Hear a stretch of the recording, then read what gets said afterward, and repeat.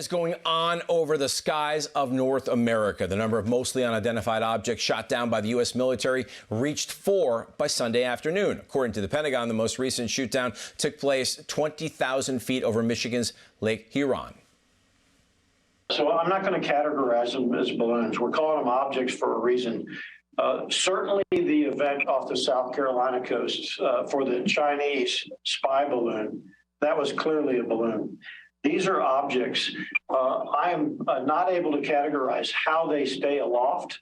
It could be a gaseous type of balloon inside a structure, or it could be some type of a propulsion system. But clearly, they're able to stay aloft. I would be hesitant to and urge you not to attribute it to any specific country.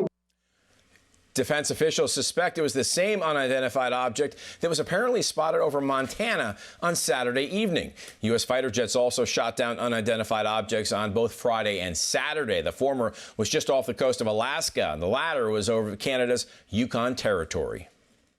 At the direction of the President of the United States, fighter aircraft assigned to U.S. Northern Command successfully took down a high-altitude airborne object off the northern coast of Alaska at 1:45 p.m. Eastern Standard Time today within U.S. sovereign airspace over U.S. territorial water. The latest shootdowns come 1 week after a U.S. F-22 Raptor downed what has been confirmed to be a Chinese spy balloon off the coast of South Carolina. The U.S. military divers are still collecting some of the equipment from the floor of the Atlantic Ocean. Crews are also searching and recovering wreckage from these latest shootdowns. Military officials say they are not ruling anything out. The United States has some catching up to do if lawmakers plan to maintain peace through strength. Both ranking House and Senate Republicans on the Armed Services Committees acknowledge China now has more intercontinental ballistic missile launchers than the U.S. The Washington Times reports the 4 lawmakers said, "We have no time to waste in adjusting our nuclear force posture to deter both Russia and China. This will have to mean higher numbers and new capabilities." Air Force General Anthony Cotton, commander of the Strategic Command, revealed the ICBM launcher deficit in a January 23rd letter.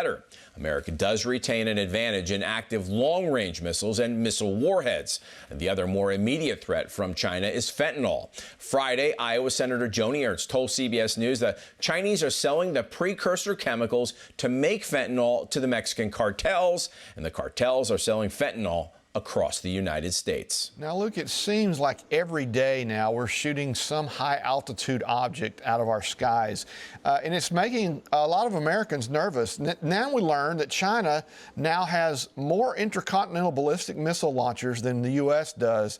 That doesn't bring much comfort either. Where are we, in your mind, in our peace through strength measure when it comes to China?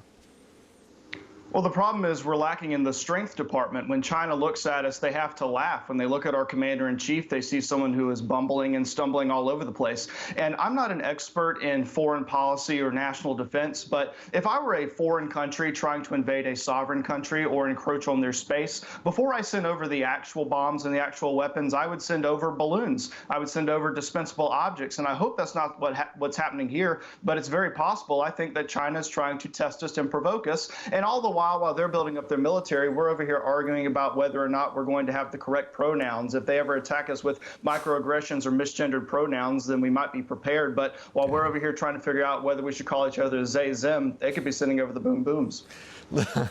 Very good, by the way. Okay, speaking of bumbling and stumbling, there's one high-flying object that we shot down over the airspace of our neighbors to the north, and it was explained this way by Karine Jean-Pierre. Listen.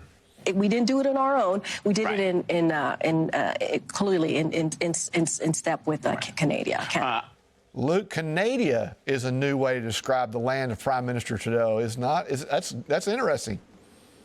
You know, Tim, that's the country under Greenlandadia and right above Mexicanadia. And if we keep calling our countries this and enacting Biden's foreign policy, we're going to be in a lot of trouble-adia.